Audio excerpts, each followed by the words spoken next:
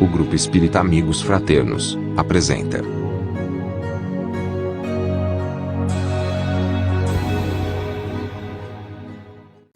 Boa noite a todos e a todas. Gente, antes de começar, eu queria só aproveitar para fazer um aviso de utilidade pública.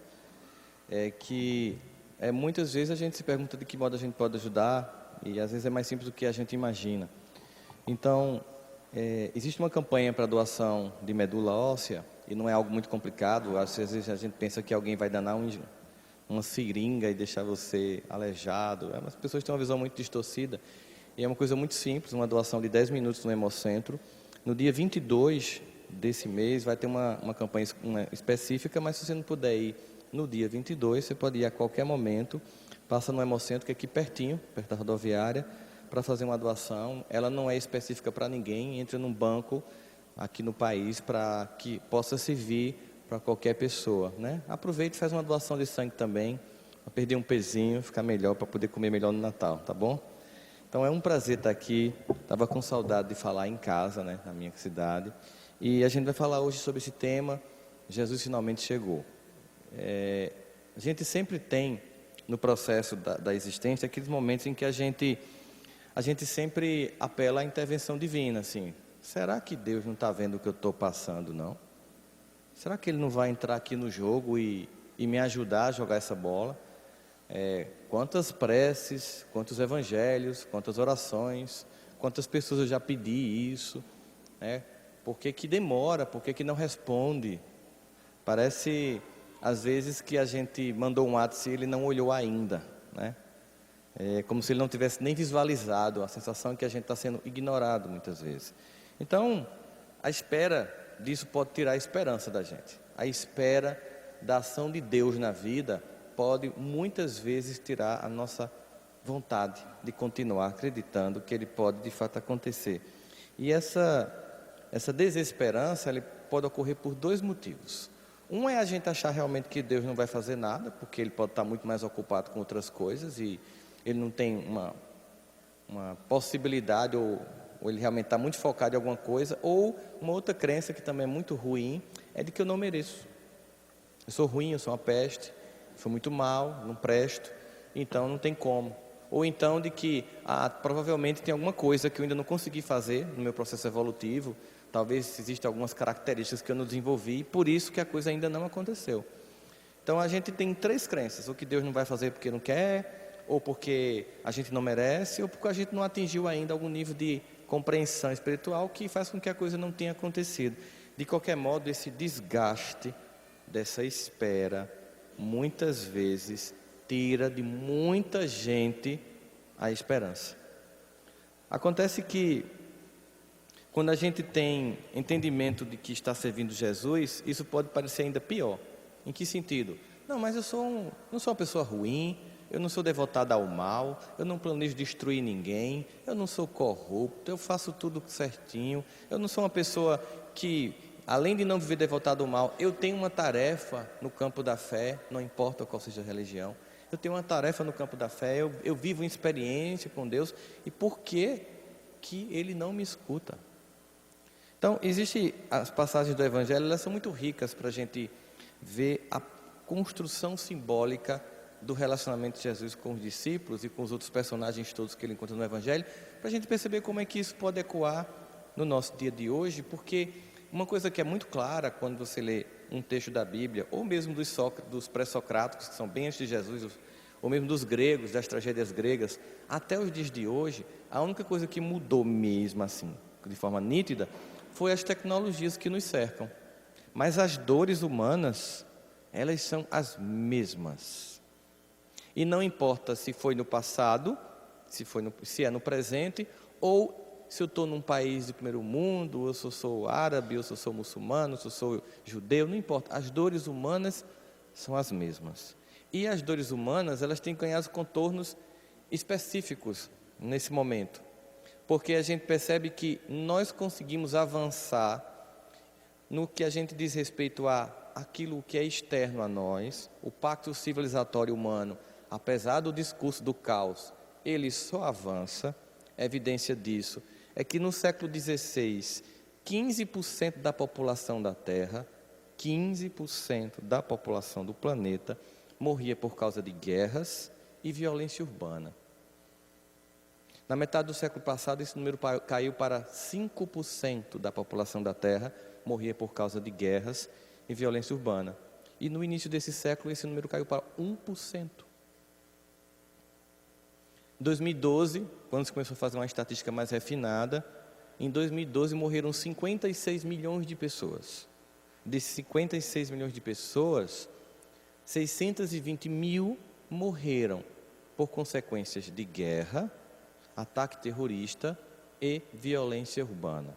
Numericamente, 500 mil pessoas morreram ao redor do mundo por causa de violência urbana, umas 117 mil por causa de guerra e 3 mil e alguma coisa por causa de ataques terroristas.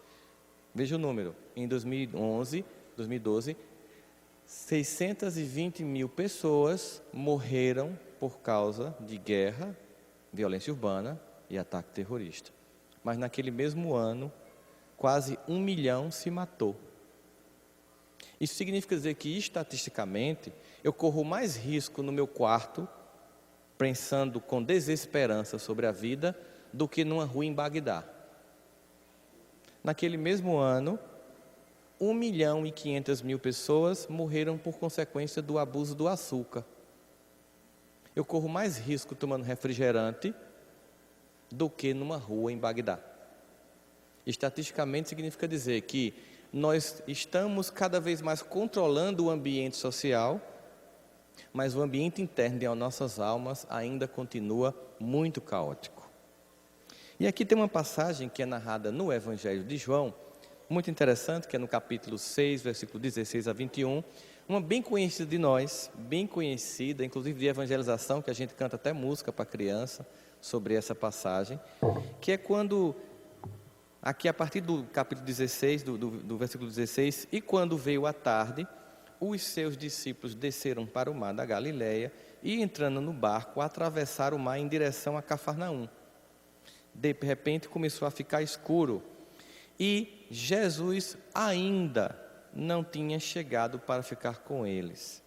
Então, naquele momento, quando ficou escuro, aí você sabe que aumenta a ventania, e levantou-se porque um grande vento assoprava, e tendo navegado uns 25 a 30 estádios, viram que é uma distância, viram que Jesus andava sobre o mar se aproximando do barco e temeram.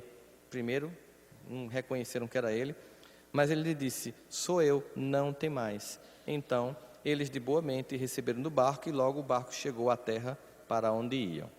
A partir daqui a gente começa a interpretar um monte de símbolos do que isso representa. Primeiro que descer sozinho para uma empreitada, sem contar com a participação de Jesus, é algo que nos coloca em risco. E o que é descer sozinho? É que muitas vezes a gente acha que não precisa pedir. Coisas simples, acordar e dizer: esteja comigo ao longo do dia, onde eu for, o que quer que eu faça, vamos comigo nessa viagem, me inspira, me ajuda a estudar, me ajuda a dizer o que é preciso quando eu for conversar com alguém que eu estou com discórdia, para que não aumente a discórdia e para que eu consiga a paz. Contar com ele o tempo inteiro. A gente percebe que os discípulos, quando eles veem que o mar está legal, que o dia está claro, eles pensam: dá para ir sem ele. Quando o bicho aperta, aí eles começam a dizer assim: por que Jesus ainda não chegou? É como se a gente assim, não, para a vida normal, para a minha vida pessoal, fazer as coisas que eu faço, eu posso fazer sem contar com a ajuda do alto. Eu vou fazendo, mas aí quando vem a tempestade das escolhas, a gente começa a perguntar: por que ele ainda não está aqui? O que foi que houve? E aí a gente começa a ver que, fazendo um paralelo com a vida da gente, a gente começa a ter aquela sensação de que a gente já remou muito. Pensa aí, cada um de nós tem aqueles pontos cegos, né?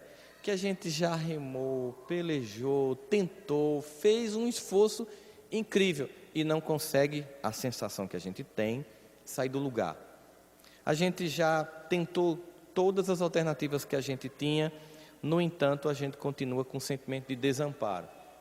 É quando a gente começa a perceber que isso gera um certo aprendizado. O aprendizado seria, em muitos momentos, para não dizer em todos, em muitos momentos você deve contar, pedir a ajuda do alto. Você deve pedir a ajuda de Deus. Só que a gente primeiro tenta muito só. E quando a gente finalmente entrega, a gente entrega achando que não merece. A gente entrega assim meio vacilante. Eu acho sempre clássica aquela cena de Ghost, quando o Whoopi Goldberg vai entregar aquele cheque à freira, né, que ela vai entregar, ela só entrega porque o Espírito diz que ele tem que entregar, senão ela fica para ela, né? Ela entrega e quando a freira pega, ela fica naquele, segurando o cheque, a freira segurando. A gente entrega mais ou menos assim para Deus. A gente entrega, quando Ele pega, a gente, não, deixa eu tentar de novo, do meu jeito. Claro, Ele é cavalheiro, é de uma gentileza a toda prova, Ele devolve, tenta novamente. Por quê? Porque primeiro Ele não está com raiva porque você está tentando do seu jeito. Porque ter raiva seria um Deus egocêntrico, com um ego humano extremamente limitado, coisa que Ele não tem. Ele deixa porque primeiro Ele sabe, essas experiências, elas geram crescimento. Mas é claro que se você quiser que Ele esteja com você desde o começo, vai ser mais rápido. E aí, a gente começa... Então, muitas vezes aquelas regras que os pais têm, na melhor das intenções, começam a dar uma sensação de aprisionamento. É quando você diz assim, não vá por aí, não vai... Vocês sabem disso, né? A gente ouve, mas não segue. E quem já é pai e mãe diz, pausada, né? Que é aquela coisa pausada. Quem é esse menino? Não presta, você estuda, a mãe apela para chantagem. Normal. Essa da abdução do ET. Eu queria sumir dessa casa. Eu queria passar um mês ausente para ver se vocês sobreviveriam sem mim, né? O quarto vira um buraco negro onde tudo some, nada funciona. Mas a gente tem uma sensação de que a gente pode. Então é natural que nesse momento a gente queira experimentar. Só que Deus, como Ele é bem mais equilibrado que nossos pais, óbvio, né? Ele deixa, vai lá filho pródigo, pega teu cavalo, pega metade do que é teu e dá teus pulos, vê como é que tu se sente. Viva a experiência da vida.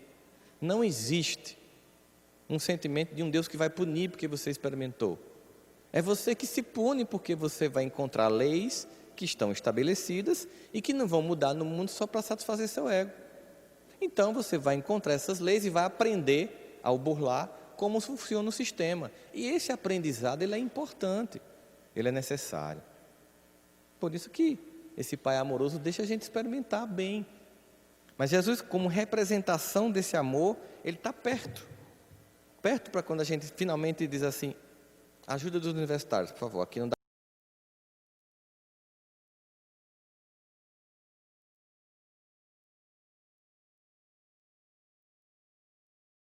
mais para mim. E aí, o que a gente percebe é que, naquele momento, a gente talvez ache que a opinião do alto não importa para a decisão que eu vou tomar. É muito comum, por exemplo, quando você toma alguma decisão, na adolescência, você achar que tudo que meus pais tinham de me dizer, a vida já disseram, não aguento mais, e é uma decisão que eu vou tomar sozinho. Normal. Muitos pais, por exemplo, na política do politicamente correto, dizem que não invadem a privacidade dos filhos. Não, eu não entro no computador, eu não vejo o telefone, eu não entro nas redes sociais. E é engraçado, porque é contando com essa sua atitude politicamente correta, que do outro lado da internet, pedófilos e criminosos de todas as espécies invadem o computador, invadem o smartphone. Porque no mesmo ano em que 620 mil pessoas morreram por causa de guerra, ataque terrorista e violência urbana, e quase 1 milhão se matou, 1 milhão sumiu, foram sequestradas por tráfico internacional, meninos e meninas, crianças e mulheres adultas. Então existe risco, mas eu acho que eu já estou pronto, eu vou. Acontece que às vezes começa a ter onda, às vezes fica escuro, eu não consigo dominar. E olha que quem estava nos barcos, nesse barco aliás, quem estava nesse barco eram pescadores. Eles tinham experiência. Eles viviam a vida inteira naquele mar pescando. Eles já devem ter passado. Mas tem hora que as escolhas que a gente faz, elas vão além das situações que a gente já tem treinamento para poder saber como sair delas. E é o que a gente sente simbolicamente nessa passagem do Evangelho de João, a história quer nos dizer. Mesmo eles sendo pescadores, eles vivendo no mar da Galileia, eles estavam naquele barco, mas chegou um momento em que, porque foram sozinhos, porque estava tudo aparentemente tão bem, como é que podia ficar de repente tão ruim, fugiu do controle até de quem vivia daquilo.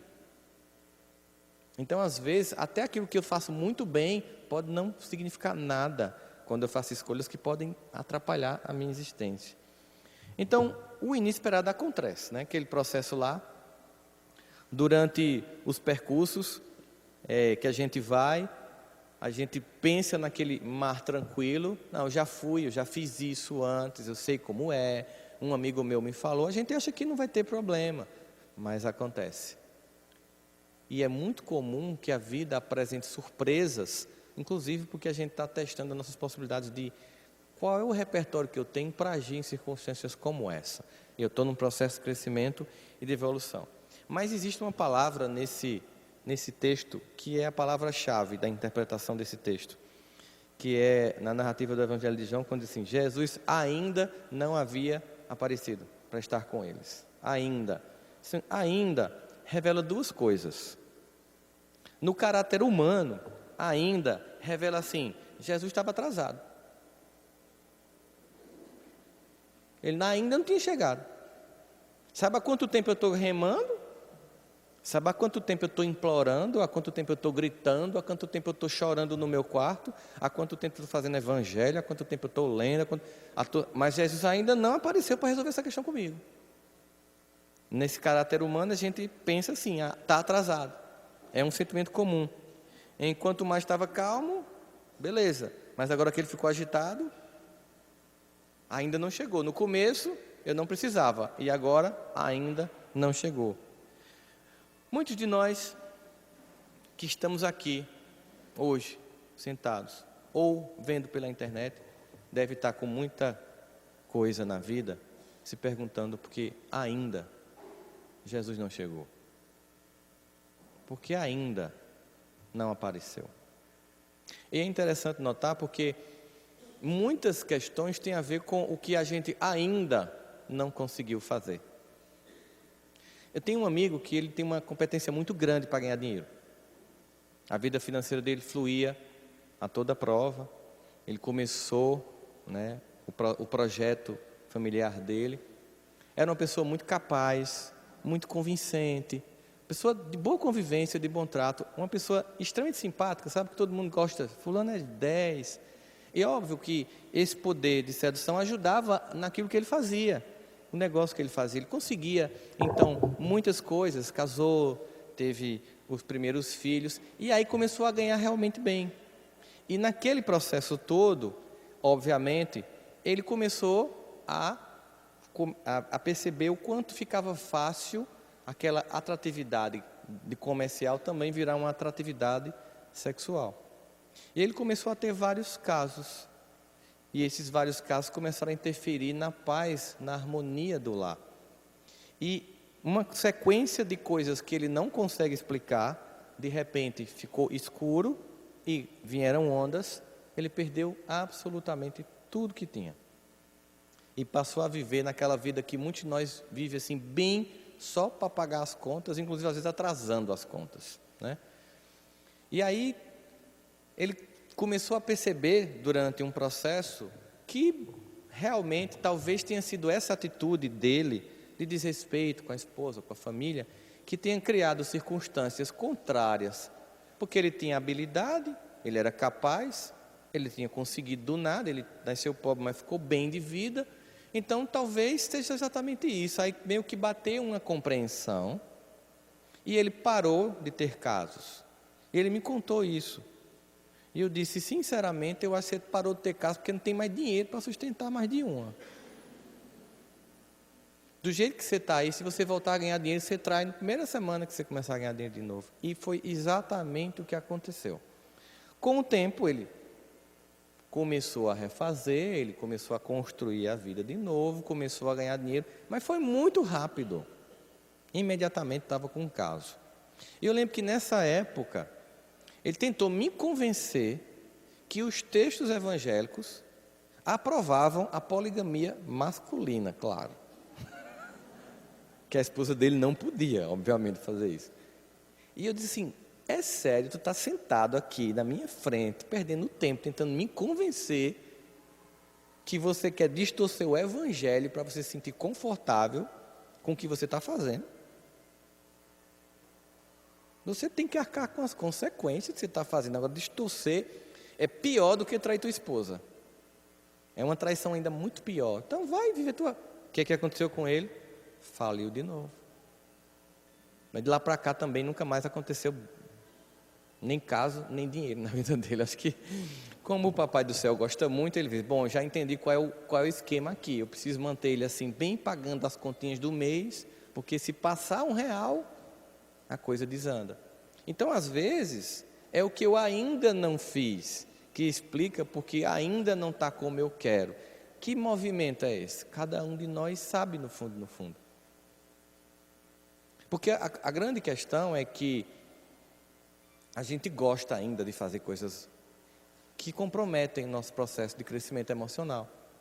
Porque a gente só faz porque a gente gosta. Essa é que é a verdade. Ninguém faz obrigado. Há um prazer naquela burla que a gente na hora que está fazendo, ou por condicionamento, a gente sente, mas que é seguido de um desprazer que vem. Por quê? Porque a gente que está aqui hoje, por exemplo, sentado, ouvindo falar de Jesus, vamos combinar, a gente já tem um nível de compreensão que nos coloca no advento de uma crise. Porque não pensem que uma pessoa que não tem compreensão de moralidade, ela entra em crise porque faz o mal, não. Se você, por exemplo, nunca fez uma coisa ruim e vai fazer, você vai se dar mal. Porque para fazer o mal tem que ser muito bom. Tem que ter competência e know-how naquela ruindade. Se você for fazer, você não consegue, você é denunciado na primeira vez. Como você já está num nível de compreensão de relacionamento com Deus muito próximo, a punição chega na primeira tentativa para que você não fique errando sequencialmente. É porque, na verdade, a gente já está no nível de cartão de débito. E tem gente que está no cartão de crédito. Quem já está num relacionamento e uma compreensão com Deus, assim que passa o cartão é debitado na conta. Quem não fica no crédito, rotativo. Quando vem aquela lapada, falência total da alma, entendeu? A misericórdia divina vem e resgata o indivíduo. Mas a gente que já tem uma compreensão sobre o Evangelho de Jesus e procura viver essa experiência, a gente entra em crise. E essa crise gera um sentimento de eu não mereço que Jesus chegue ainda. Não mereço, porque eu não mudei um comportamento que eu já sei que não tem sentido. Então, eu não mereço. E esse sentimento de não merecer também é respeitado por Jesus. Ele não invade, ele não impõe, ele propõe. E é preciso que a pessoa acredite que mereça. Então, a gente começa a ver a vida pessoal desandando. Tem gente que é nessa área, quando nem todo o esquema, ou a vida financeira que não funciona, ou então a saúde que começa a ficar comprometida. E a gente se pergunta, por que Jesus ainda não apareceu? Por que ele ainda não chegou? E de repente, esse ainda revela uma coisa fantástica. O ainda na visão limitada humana, amedrontada, que não merece, que não fez o que devia ter feito, que com todo aquele discurso de autoacusação, é o ainda de que ele não vai vir. Mas o ainda significa espiritualmente que ele não chegou ainda, mas vai chegar. Então, se você ainda está em dor, saiba que ele ainda vai chegar e sanar a sua dor. Só que esse processo, ele é surpreendente. A gente sempre fica tentando racionalizar a relação com Deus, imaginando como ele vai chegar na vida da gente para resolver. E a gente pensa baseado no que a gente planejou como solução da gente. Só que Deus, Ele é muito mais capaz. Então não tenta entender como é que Ele vai resolver. Porque tem hora que você diz assim, não tem solução. É assim que as pessoas que se matam pensam. Não tem solução. Eu vou sair do cenário da vida. Não consegue imaginar que Deus é surpreendente. Você observa que é muito comum a gente ver no relacionamento de Deus com as pessoas no Evangelho, que Ele sempre chega já no finzinho, quando você não está mais aguentando. Vocês já perceberam vários personagens assim, todos os textos, quando já está... Tem até uma história muito curiosa que dizem que faz parte da biografia de Santa Teresa d'Ávila, né? Que ela ajudou milhares de almas na Europa naquela época, e ela sofria perseguições. Um dia ela está lá abrindo orfanatos para crianças, ela vai andando, vê uma tempestade, o rio enche, ela cai, está quase se afogando, e fica, Jesus ainda não chegou. Quando ela está quase se afogando, ele chega. Aí ele diz assim, está vendo, Teresa, aqueles que estão comigo podem passar por tudo que é dificuldade, pode quase morrer, mas eu chego no final. Aí ela disse, é por isso que tu tem tão poucos amigos, Senhor. Porque dizem que ela era bem humorada, aquele humor sarcástico, né? E aí a gente vê assim, a gente percebe, naquela situação, do ponto de vista racional, humano, era o seguinte, Jesus tem que pegar outro barco para resgatar a gente, Jesus tem que lançar uma corda, porque ele já estava um pouco perto da praia, para puxar a gente. É o racional. Aí como é que Jesus chega? Andando no mar. Não é o esperado. A ajuda de Deus não é racional, como aqui alguém vai nos socorrer. Portanto, ainda não chegou e não vai ser como a gente imagina. Vai ser muito mais surpreendente, porque a gente não consegue imaginar as muitas formas que Deus age. Sempre de forma surpreendente. Então a solução oferece na narrativa é que ela é surpreendente, fora do que a gente conhecia, e ao mesmo tempo é no final. E por que no final? Por que não no começo? Vamos pegar algumas histórias. Uma que eu gosto de citar muito é a da mulher adúltera. Mulher adúltera, ela vai ser apedrejada. Vem aquela multidão, com todo aquele esquema que a gente sabe político, de tentar fazer uma pegadinha com Jesus. Se ele apedrejar, a gente mostra que ele não é tão bom. Se ele não apedrejar, ele descumpriu a lei da Torá publicamente, a gente já prende e mata, logo acaba com esse cara que está perturbando o ambiente. Então, isso aí era o esquema político da jogada dos fariseus que estavam levando a mulher. Mas a multidão que estava seguindo estava alheia a essa manipulação política e estava seguindo o comportamento das massas, da gente julgar, como as pessoas fazem na internet. Julgar e vamos apedrejar, que é aquele movimento catártico, né? Eu tenho um monte de coisa ruim, mas alguém fez uma coisa errada, eu vou jogar a pedra nessa pessoa para me livrar do movimento meu de coisa ruim. Então, quando a mulher vem chegando, imagina, por que ele deixa a multidão chegar perto dela?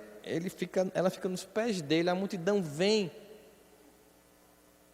Imagina que ele poderia ter feito assim. Ele poderia ter 3 opções de salvar a mulher. E a narrativa dessa parte do Evangelho, na cinematografia de todos os filmes que eu já assisti de Paixão de Cristo, é sempre Jesus irritado com a multidão. A mulher cai nos pés dele, ele fica lá rabiscando o chão, quando a multidão chega ele faz um olhar de julgamento e raiva, que não combina com a personalidade descrita dele pelos Evangelhos. Então ele podia ter feito 3 coisas para evitar que a mulher fosse apedrejada. Ele poderia ter jogado a capa da invisibilidade de Harry Potter sobre ela. Ele tinha capacidade de fazer isso. Ele poderia ter, para quem andou sob o mar da Galileia, ele poderia ter feito a mulher flutuar a uma altura que as pedras não a atingissem. Se ele controlava a lei da gravidade, isso para ele também era batata. Ele que transformou água em vinho, ou seja, modificava a condição atômica dos elementos da natureza, poderia transformar as pedras em areia. Mas ele não faz nada disso. Ele deixa chegar até o fim. E aí o aprendizado é para ela mesma e para a multidão, porque quando ele pergunta para a multidão, ele gera aquele comportamento de fraternidade pela sombra. Se você fez diferente dela e nunca errou, joga.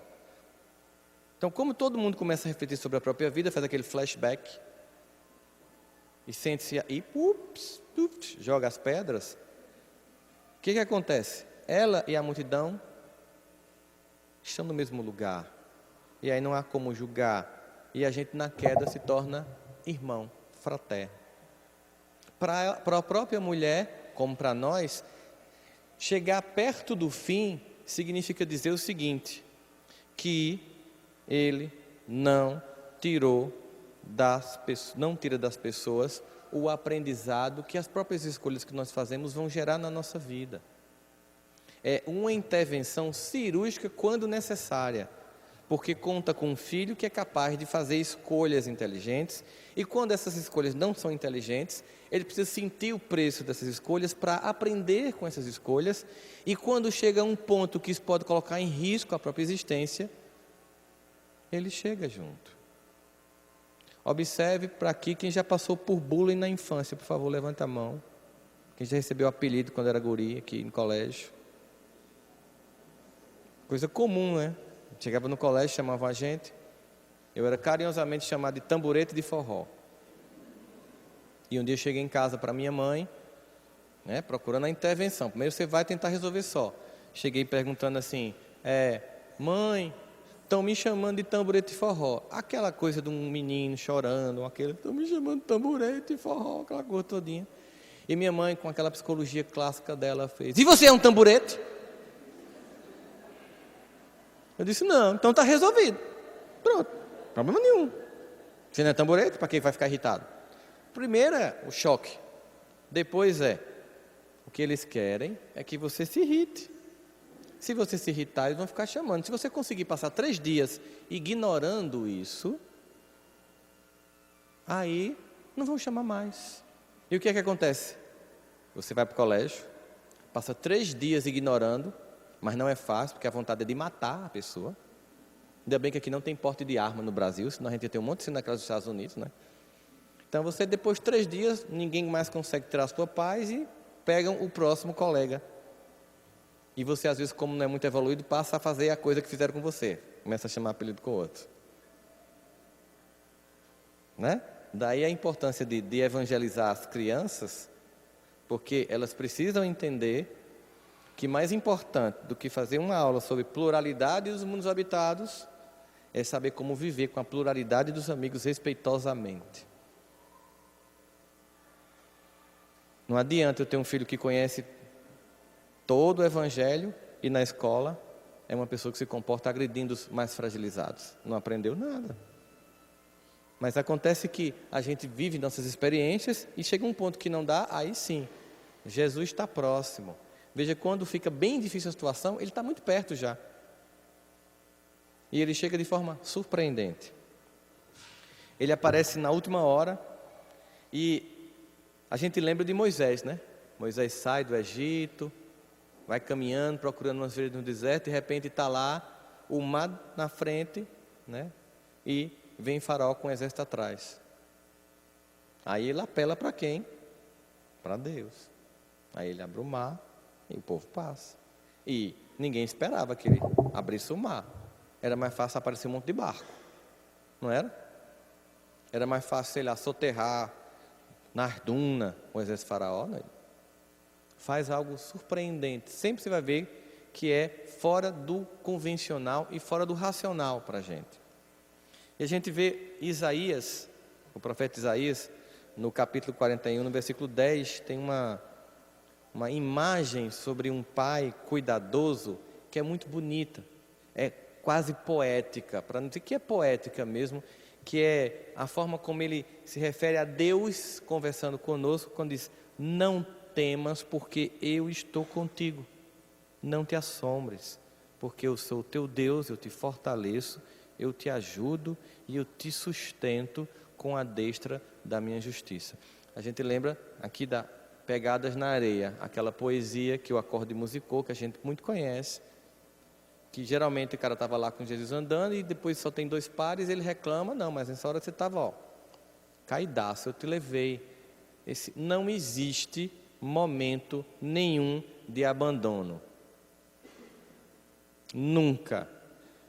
De um Deus onipresente, onipotente e onisciente, e ainda assim é muito pouca a compreensão do que a gente tem de Deus, mas pluripotente em todas as características que a gente possa definir ainda com as limitações humanas, não existe omissão nem ausência, existe a ausência que a gente provoca de Deus na vida da gente. Existe a própria omissão, o afastamento de Deus por não se achar merecedor. E aí cada um de nós tem o nosso calcanhar, que a gente vai ter que pensar, onde é que eu erro sempre? É no dinheiro, é no sexo, é na vaidade, é na egolatria? Onde é? Onde é que eu não estou conseguindo estar pronto ou fazendo um movimento que eu ainda não fiz para que Jesus ainda não tenha chegado para me ajudar nesse processo a resolver? Então é importante que a gente não perca muito tempo em imaginar como é que Deus vai agir na nossa vida. Não fica tentando imaginar, porque a gente é limitadíssimo. Não fica tentando imaginar a solução que Ele vai provocar, porque vai ser diferente do que você imaginou. Apenas desenvolva um processo para que Ele se aproxime. Mas é difícil quando você acha que não merece. Às vezes você acha que não merece, porque eu tenho defeitos.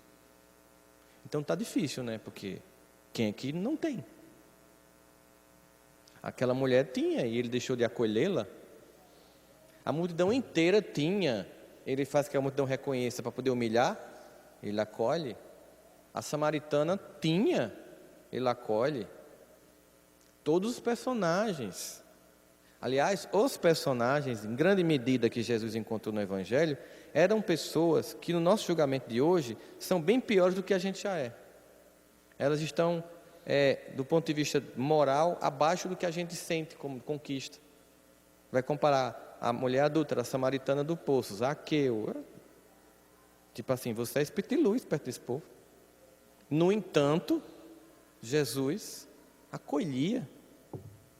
Mas eles fizeram um movimento de eu mereço. Apesar de não estar pronto, de não ser perfeito, eu decidi que agora eu quero fazer esse movimento de encontro, eu quero que chegue até mim, eu quero esse desenvolvimento. A gente chega num momento como esse, de fim de ano, de Natal, e a gente começa a ver o quanto as pessoas ainda têm uma visão do Evangelho infantilizada, né?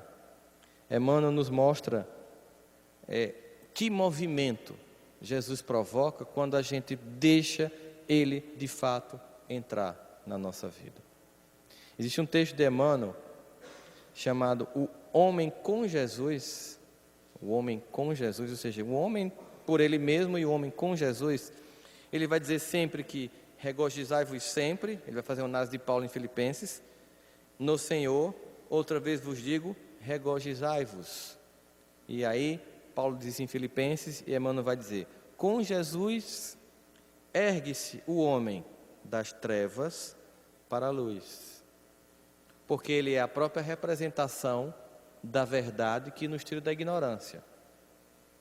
É um processo, mas cada movimento de intimidade, de relacionamento, de compreensão vai nos tirando das trevas para a luz. Ele nos tira da inércia para o serviço, quando diz que boa parte do que tem que ser feito para solucionar a nossa vida é um trabalho que tem que ser feito por nós e não pode ser delegado ou terceirizado. Precisamos fazer um movimento para alcançar o que desejamos. Ele nos tira da ignorância para a sabedoria, no sentido de não conhecimento da lei, ignorar a lei, e ao conhecer a lei, entender como funciona e saber como andar. Eu só sei como andar no trânsito se eu conhecer as leis, senão eu bato o carro. Eu preciso passar por esse processo, por essa etapa de conhecimento para me movimentar. Saímos do instinto para a razão. Saímos da força, de tentar fazer com que a coisa aconteça do jeito que eu quero, usando força, para o direito, ou seja, para o que é justo, mesmo que seja contra os meus interesses, mas que seja o que é justo.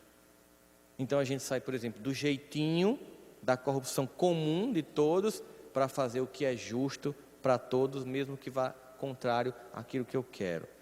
A gente sai da violência para o entendimento, mais uma vez abrindo mão da força para poder chegar a um diálogo fraterno.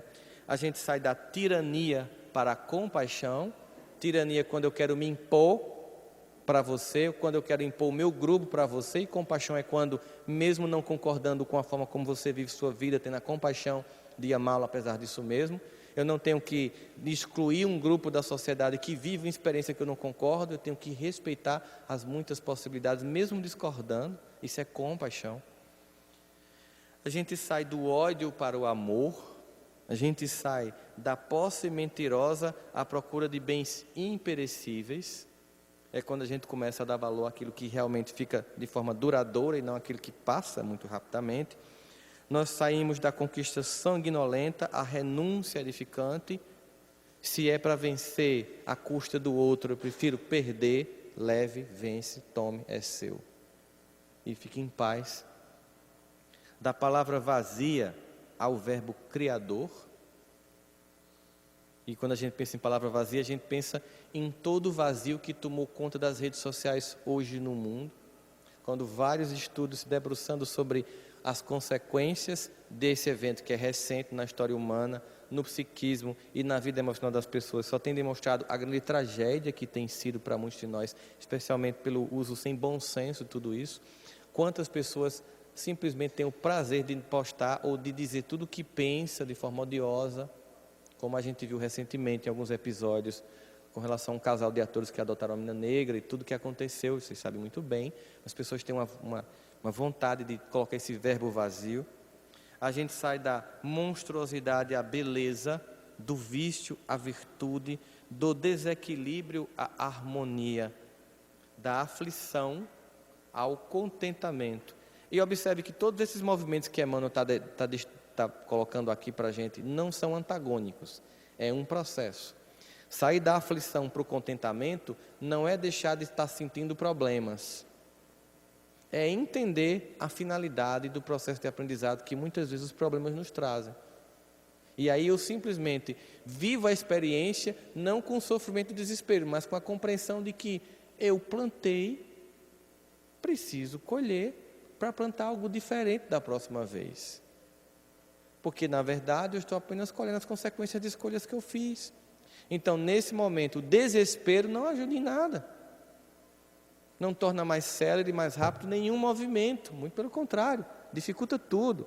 Esse movimento de desespero é um movimento de autoacusação, de autopunição. Está vendo, idiota? Olha o que você fez com sua vida, imbecil. Agora sofra, você merece. Eu achei pouco. Isso ajuda em quê? Diga aí. Enquanto eu estiver com esse psiquismo, como é que Jesus vai chegar? Ele ainda fica distante, respeitando o meu estado de desrespeito por mim mesmo. Então, esse momento de sair da aflição para o contentamento, esse movimento é um processo, né? Do lodo à glória. O homem, meu irmão, regozijemo-nos em plena luta redentora. Que píncaros de angelitude poderemos alcançar se nos consagrarmos realmente ao divino amigo que desceu a humilhar-se por nós. Ele faz a pergunta, ele nem diz. É mais ou menos, você tem noção do que pode acontecer com sua vida se finalmente você devotá-la a Ele? Não tem como imaginar. Porque também é surpreendente o que pode ser feito. Assim, nesse momento em que muitos de nós podem até estar com sentimento de angústia em dezembro, muitas pessoas curtem o Natal. Eu particularmente adoro o Natal. Eu acho a época do ano mais gostosa, mais bonita, adoro. Mas muita gente se sente triste, se sente abandonado, se sente infeliz. Muita gente pensa que é um jogo de hipocrisia, de consumismo. Muita gente acha que é somente Papai Noel, luzinha chinesa em árvore de Natal. Mas é muito mais que isso. É muito mais. Aquele que gerou todo esse movimento que as luzes nas cidades tentam imitar debilmente, anuncia para nós que um dia, quando quisermos, e fizermos o que ainda não fizemos, ele chegará de modo que não precisaremos de luz externa, porque estaremos emanando por ele e através dele em nós a luz do nosso próprio ser. Muita paz a todos.